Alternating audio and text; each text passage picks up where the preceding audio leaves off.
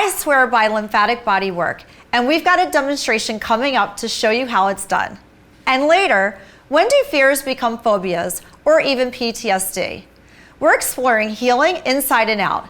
Don't go anywhere. Are you ready to try something new? To ditch the drama, look younger, and finally step into your power? I'm Sandra Silverman, best-selling author, successful entrepreneur, and a mom of 2 amazing kids. I've been through it all, from bullshit to Botox, from broken up to badass. I've done the research, had some work done, and kissed a few frogs along the way. One thing I've learned, when you're faced with an obstacle, the best thing to do is to give it a hard look and say, party's over. Only then can you move on to the good stuff. Welcome to Party's Over.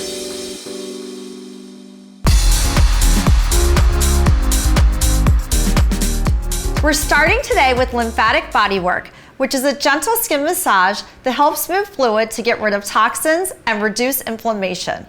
We're going to show you a demonstration using dry brushing, a caffeine cream, along with a gua sha, fascia blaster, and glow device. Now let's bring in my trainer, Vanessa, to demonstrate my usual routine. Take a look at this. This is my incredible, beautiful trainer, Vanessa. Look how fit she is. So during COVID, we had discovered that my lymphatic system didn't work that well. So during COVID, we started playing with different techniques and We had the time. So much time. And dry brushing was the first thing that we tried.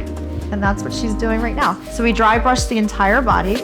So easy to do it, and also like cheap, right? It's cheap. I mean, the dry brushing brush is probably what, like $10? Exactly, for something an like expensive that. one that you can get on Amazon or.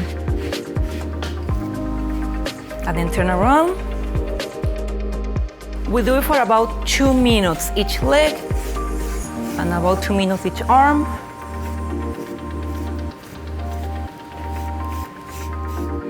And it also takes off your dead skin. Dead skin, yeah. Which is very helpful. So normally we do 2 minutes each side. Each leg, each side. So Each take about leg, like 10 minutes, each the whole arm. body. Yeah. But for time purposes, we're rushing a So little today bit. we're rushing, so you don't have to watch 10 minutes of dry brushing. So the movements are really important, so show them the correct movement. Always upward moves. So all the movements should be upward. Because it's gonna go to your bladder, so when you go, you're gonna be like peeing a lot that day. Wait, what? Yeah, you know, we're bringing all the water to your bladder, so you're gonna be peeing a lot that day. Okay, so she's bringing all the water to my bladder, so I'm gonna be peeing a lot. So, That's part of the yeah. detoxification. And also help with water retention, circulation. Dry brushing is very important. If it's the one thing that you can do each day, we definitely recommend doing that. It's the best thing to do yourself. It's very easy. It's the best thing to do it for yourself, Yeah. but I have her do it. It's easy to do yourself. You don't need really like somebody to do it for you. It's easy to do it. We have 2 different options next to also help with the lymphatic system. One is manual, which is the fascia blaster. The other tool is The glow. this glow machine that she's gonna use. They both accomplish the same things. It's just one is more expensive than the other. So this machine is more expensive. This is also stronger. Yeah. This simulates like 30,000 fingers working on the lymphatic drainage. This is very strong. It's better, more effective than the blaster. So what about Yeah. this? With your fingers? Well, if you have the money. How many fingers is this?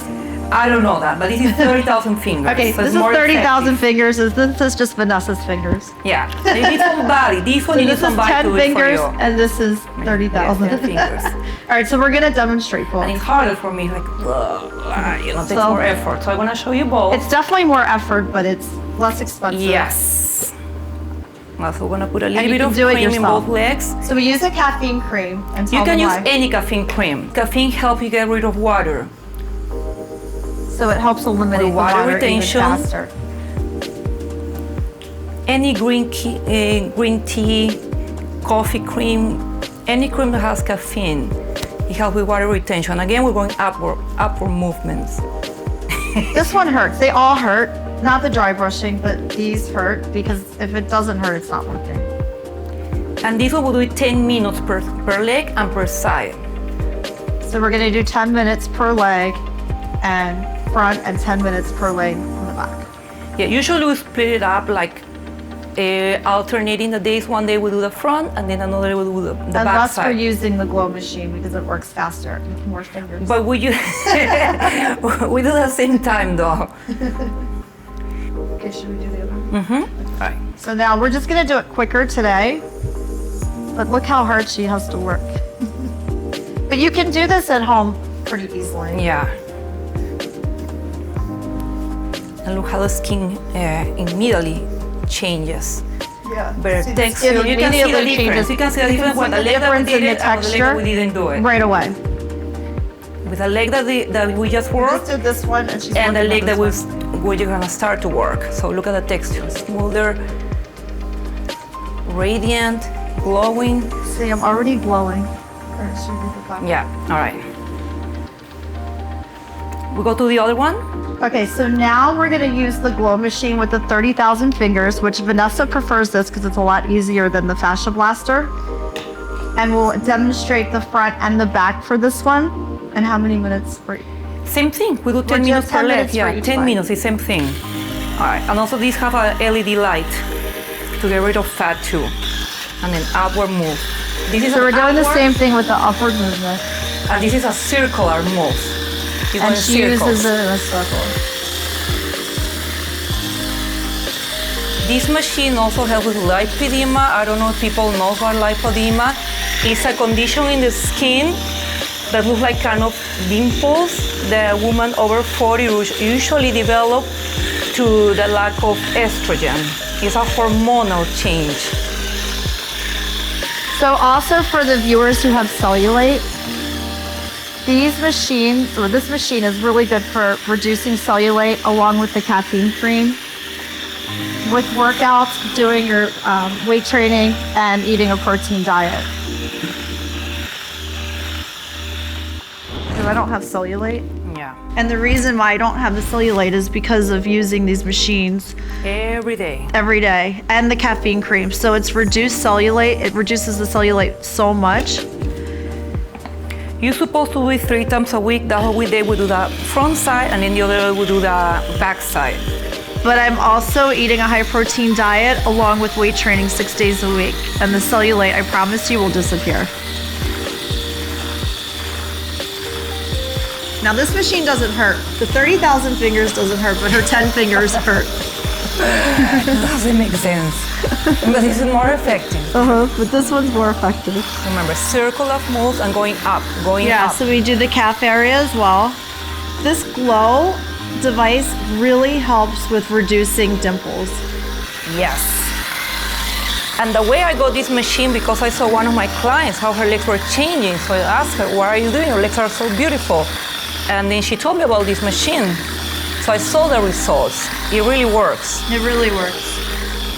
Okay, next we're gonna show you the stomach area that we use the stainless gua sha. And the reason why we use a stainless gua sha is because how many of these have we broken? One a week. One a week. One a So week. now we are smart and we use a stainless gua sha. Doesn't break. And the reason why we use the watch in the stomach because it's a smaller device, but it's the same technique and then same. You're gonna get the same result that when you do with a glow machine or the blaster. But it's a smaller device because the stomach is smaller. And same thing, circular moves and going. And This one is going down. And the same amount of time, so Yeah. 10 minutes. Yeah, 10 minutes. And your downward movements will cause me to have, Go to the I'll bladder, be so peeing you all will not day. pee a lot. Okay, we also use the gua sha on the face and neck and other devices too, which I'm not showing the other devices today because that's going to be a whole other episode. But for today, I just wanted to really focus on the body. All right, so chin up. And same thing, help with water retention, tighten your skin, texture.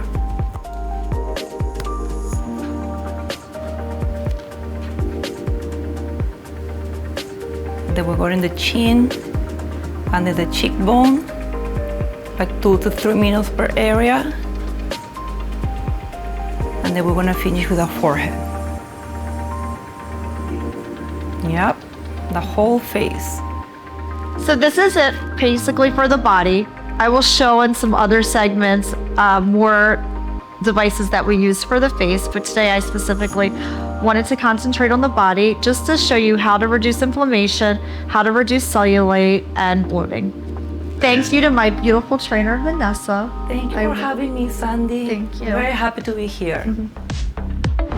I do this treatment 6 times a week after my workout because my lymphatic system doesn't work as well as it should. It really helps with my inflammation and bloating, and I recommend you give it a try.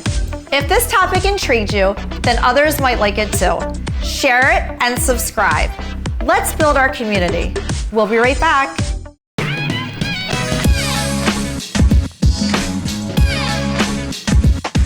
We're about to discuss a serious subject, PTSD and phobias.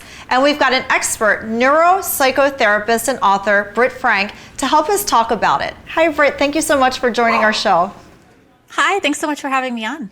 Can you give us a little bit about your background? So I've got my forward-facing background. I'm a licensed therapist. I'm a trauma specialist. I'm an author. And then my secret shamey background of I'm a recovering hot mess of a human being. And a lot of the things that I teach, I didn't learn about only in books. I had to live it. Oh, that's amazing. So do you specialize in phobias and PTSD, or what's your actual specialty for your practice? So my practice specialty is really how our brains impact all of our moods. So if we're talking phobias or PTSD or addiction, there's usually a brain thing happening with all of that. And so trauma is what I say is my specialty. That's great. And I know that phobias can seem very irrational to a lot of people, but what's really going on in the brain and the body during that panic that someone's experiencing? Yeah, and it's so important to know, even if you don't understand what a phobia is, it looks like, why is this the thing? This makes absolutely no sense. What is wrong with me? What's wrong with you? I have never seen a case where a phobia did not make sense when you understood the story. And our brains latch onto things like phobias to protect us from even worse things. So if my brain goes, there's something over here on the right that I don't want to know about, I'm going to latch onto a phobia on the left. It's actually a really creative way our brains try to protect us from really painful truth. So if somebody's really scared of swimming in the ocean because they're afraid of getting attacked by a shark, what could that phobia be from? Well, one, it could just be a human thing. I don't like going in the ocean either. I've seen Jaws too many times, right. And I saw it early on. Yeah. And I'm really big on we don't need to hunt for trauma that might not be there. Sometimes brains just adapt, and it decided one day that we're just going to obsess about sharks. And for those situations, there's a type of therapy called exposure therapy that can be useful. But when there's an underlying trauma, exposure therapy would look like, first we're going to go to the beach, then we're going to tip our toe in the water, and then we're going to move into swimming. If there's trauma, solving the phobia doesn't solve the trauma. And so we also need to know maybe something happened and maybe we need to deal with an injury that's deeper than the fear.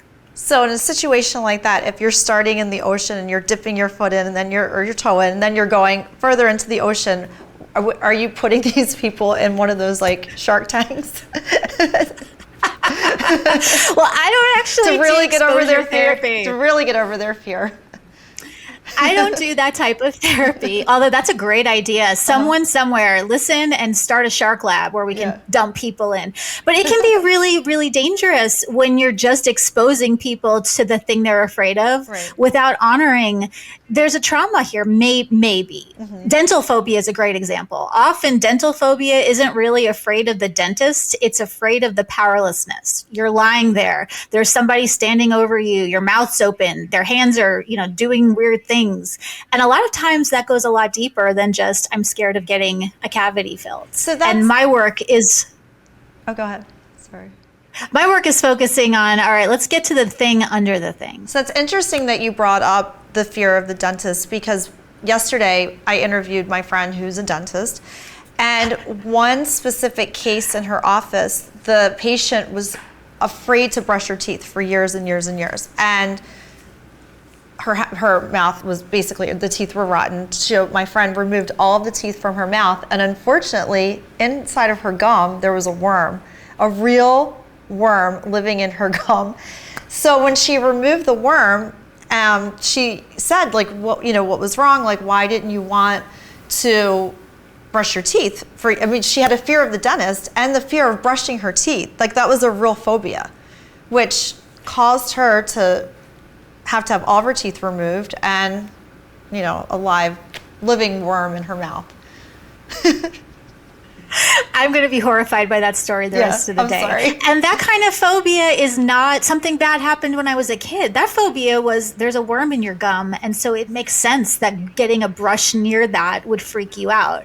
But it perfectly illustrates our phobias don't come out of nowhere. There's no such thing as a crazy person. I've clocked 10,000 plus hours as a therapist. I have never seen a symptom not make sense when you get up close. So then you just go all the way back to... You take them all the way back to childhood trauma or something that has caused this phobia. Sometimes. And a lot of times people will say, I don't really need to understand the story. I just want to fix the symptom. And that's a totally legit thing. So people who don't want to do trauma therapy and they just want the symptom to go away, you can do that. The problem with that is phobias will sometimes morph. So let's say you have a fear of sharks and you solve that. If there's a trauma there, and again, there's not always, but if there is, then suddenly you might have a fear of the color red or a fear of linen pants or whatever. Our brains are incredibly crafty at finding ways. So that actually will escalate into something else that had nothing to do with the first phobia. Addiction does the same thing. You'll see this a lot when people quit drinking and then they become sugar addicts or they solve the sugar problem. And then they become workaholics. So you can solve for symptoms. Wow, so but if there's a story underneath and you don't solve it, it's going to bop around and show up as different ways. So it just escalates. And for PTSD, I know that we were going to talk about that as well. That's a lot of times people think of PTSD that it's first responders or soldiers, but it can stem from so many different life experiences. And do you think that people rarely associate PTSD with other experiences? People get so interesting when it comes to trauma. And I have PTSD and I have complex PTSD. And the thing to know about trauma is it's not everything. So there's this trend online now where anything that's bad is trauma, and that's just not true. But trauma is not just about being in a war or being a first responder. Right. Anything that overwhelms your brain can cause trauma. I think of it like brain indigestion. Like with your GI system, if you eat poisoned food, you're going to get sick, likely. But you could also get indigestion from eating anything. Yeah. And trauma is something that can be caused by anything. It's when your brain does not have whatever it needs to metabolize an experience, that's going to show up as anxiety or phobias or restlessness or addiction or bad habits or whatever. But trauma can actually be caused by anything that overwhelms our brain's digestion system. So I have a really big problem with elevators. I cannot go into an elevator alone. And an elevator, it's a small space, although I'm not claustrophobic like when it comes to like an airplane, or I can go into my closet, but I cannot ride an elevator by myself. I can ride with another person now, but not alone. And I had a trauma when I was young. I was molested when I was 7 in a tack room, which is very small, like the size of an elevator. I've tried everything. I've tried hypnosis and plant-based drugs and anything that I could do to help this, but it will not go away. So is that something that you could treat? Oh, well, first of all, thanks for sharing that. And my dentist thing comes from a sexual trauma that I had. So I certainly understand the dilemma. And yes, what we would do if you were to come into therapy wouldn't be let's stand near the elevator and let's push the button and let's go in, because there's sexual trauma there. And so what we would do is we would start with that version of you, however old she was. Let's say she was 9. We would start by trying to understand that 9-year-old, connect her with you. And then after a relationship is built between you and that part of yourself, then we would go back and do what's called trauma renegotiation, which is a really horrible but very effective way, if it's done skillfully, of being able to undo that type of trauma. I could never sit in a dentist chair. I would lose my mind. I can now. Wow, so it definitely works. So this is something that I need for all of our viewers, because The elevator issue it's an ongoing problem. Sorry. So for all of our, we had noise. For all of our viewers, the elevator for me is an ongoing issue. And for anybody the audience who has some kind of trauma, it's probably a good idea to see somebody who's a trauma specialist or trauma therapist that can help you, because I know for me, like, this has been an ongoing issue for many, many years, and it's affected, my relationship, where I made my spouse walk 20 floors to avoid an elevator, and it takes away your freedom in a way. It totally takes away your freedom. And the thing that makes trauma worse is when we beat ourselves up. So I don't know if you did this, but I would certainly go, what's wrong with me that I can't just get to the dentist? I'm a grown woman. I need to just go get a cleaning. This is stupid. What's wrong with me? And when you do that, you release cortisol. Yeah. Anytime you yell at yourself, your brain is going to release stress hormones. That is then going to tell your brain, oh, the danger is even worse than I thought. Yes. So now we're going to really double down. And so the first thing you have to do with trauma is validate. Okay, elevators are hard. It makes sense. I get elevators are tough. Of course, elevators are tough. All right, what are our choices here? And sometimes your choices are grab a friend or a spouse, and this is just what we're doing today. Why walk? Why walk? No, if I'm alone, I'll walk. I live on the 19th floor, and I walk down every day. Like, I can't do it, but I wish that I could. So I think that I need help. So that's what I'm going to do. And help is available for those types of things. I avoided people, places, things for years. I have a long list of different traumas, and it's really helpful to know that you don't have to logic your way out or affirmation your way out. Thinking doesn't solve the problem, because if it did, we would all just tell ourselves, you're being irrational, stop. And that doesn't solve for it. This has been great. Thank you so much for coming on the show. And how can our viewers reach you? Thank you so much for having me. So you can find me on my website, brittfrank.com. You can find my books, The Science of Stuck and Align Your Mind, wherever you buy books. Thank you. This has been great. Thank you. If this topic intrigued you, then others might like it too. Share it and subscribe. Let's build our community. We'll be right back.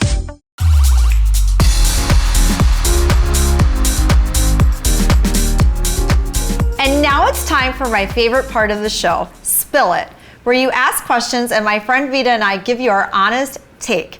Vita, this is a really good one. Oh my goodness, I can only imagine what's coming up. Dear Sandra, I've been casually seeing a guy for a few weeks when, after a night out, I accidentally left my phone in his apartment. The phone was locked, but when I tried to erase it remotely, the battery died. A few days later, I noticed on Find My iPhone that the phone had been turned on in another state. When I asked him, he was stuttering. Now I can't shake the feeling that he may have been snooping. Am I overthinking this, or is his behavior as suspicious as it sounds? Of course he's snooping. Why did he plug it in? Why didn't he just FedEx it? It honestly makes no sense. The guy, after the phone was left in the apartment in another city, should have just put it in FedEx, sent it back, and that was it. Like, why is the phone plugged in? So either he has all these ladies coming over and he's trying to figure out whose phone it is, which is a red flag in itself, right? Or he's nosy, which is a red flag. No, why are you opening this Why phone is the up? phone charged? Why? It doesn't make are any you charging sense. the phone for the person because you're going to send it back and you want it to be fully charged? Why would you send a fully charged phone back? That makes no sense. Or are you charging it because you want to snoop? There is no scenario where the phone being plugged in another state makes any sense. None of it makes sense whatsoever. So no, you're not overthinking his behavior. His behavior is very suspicious. And if it's just casual, it is time to cut that cord. Yes. No room for snoopers. That's it. Cut him. Ew. Cut. Thanks for spilling it with us. If you've been enjoying the show, then it makes my day. And if you want to show us some love, then please like, share, and subscribe. We appreciate your support. Until next time, stay radiant, stay ruthless, and remember, healing is possible and bullshit is never the answer.